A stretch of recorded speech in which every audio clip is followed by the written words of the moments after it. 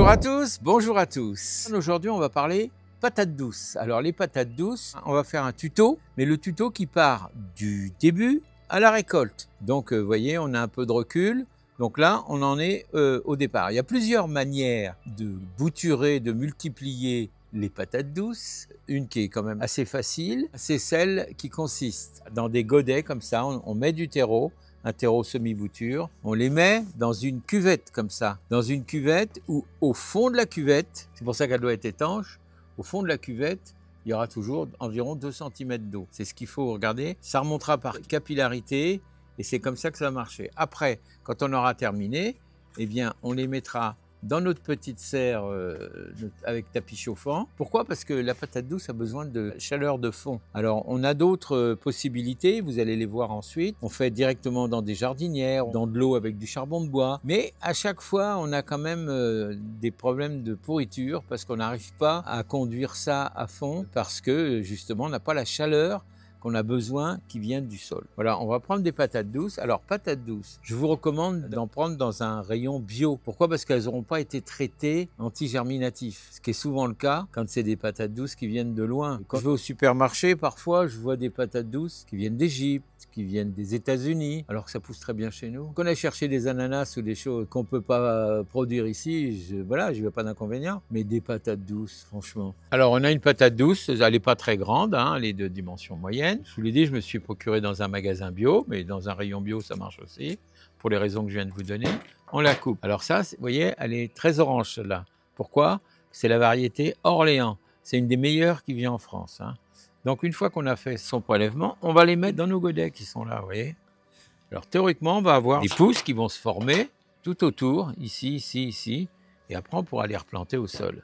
Voilà, j'en ai largement. On va faire comme ça et on va faire comme ça. Et donc, on les a mis dans la terre. On a toujours 2 cm d'eau à peu près au fond. Il faut veiller à ce qu'on les ait toujours. On n'arrose pas par-dessus, on laisse la capillarité. Une fois qu'on est prêt, on va les poser dans notre petite serre d'appartement, là. C'est une serre avec un tapis chauffant, c'est un truc simple. Mais on aura une chaleur constante, si bien que nos patates douces vont certainement mieux se développer qu'avec les autres méthodes où on ne peut pas leur assurer la chaleur de fond. Ce sera donc à l'étouffer un petit peu. Donc voilà, c'est pas plus compliqué.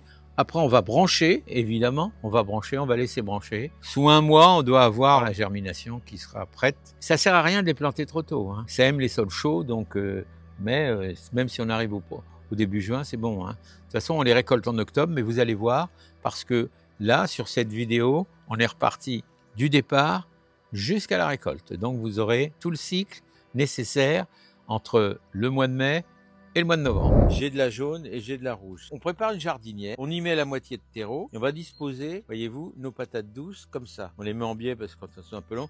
Inutile de prendre des trop grosses aussi parce que vous ne pourrez pas les caser. On va recouvrir avec notre terreau comme ça pour permettre à la végétation de démarrer. Si vous pouvez les mettre au chaud, c'est mieux. Ça germera beaucoup plus vite, hein.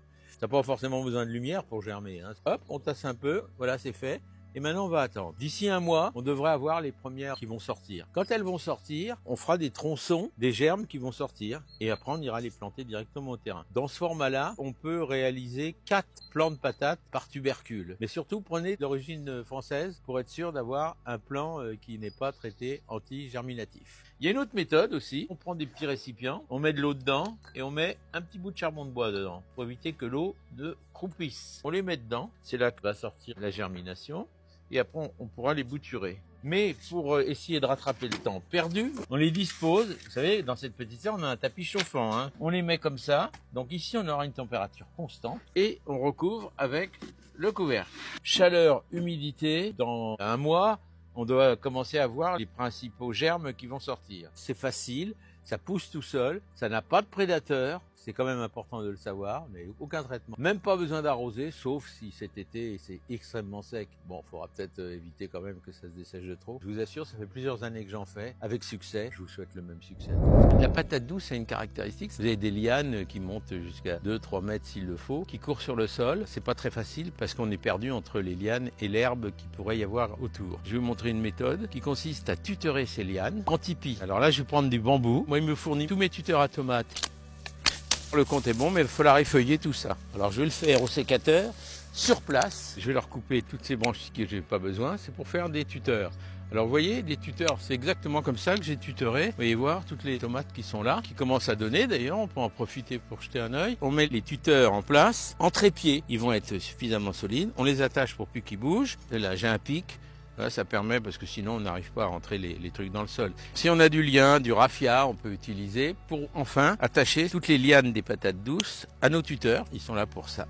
Donc du coup, on fait comme ça, on les met là et on les attache ensemble. Comme c'est une liane, elle va continuer à se développer, mais dans la hauteur et non plus en bas. Et je vais faire la même opération aux pieds qui sont là. Voilà. Voilà les amis, bien voilà, nos patates douces sont tutorées. Maintenant, on n'aura qu'à suivre l'évolution des lianes là qui vont se développer. On les entourera là, ça les évitera de courir sur le sol. Maintenant, elles sont là et elles sont en place pour aller jusqu'au mois de novembre. La patate douce, on va la récolter entre le 1er novembre et le 11 novembre, avant les grands froids. Mais si vous les laissez sur le sol, ça va marcher aussi, hein. Mais disons que ça prend moins de place, c'est plus facile, c'est dégagé autour, c'est mieux là. Donc voilà, c'est pas compliqué. Après la Toussaint, c'est-à-dire maintenant, à peu près à la mi-novembre, on va aller les récolter. Donc où on les laisse courir sur le sol, mais c'est très envahissant.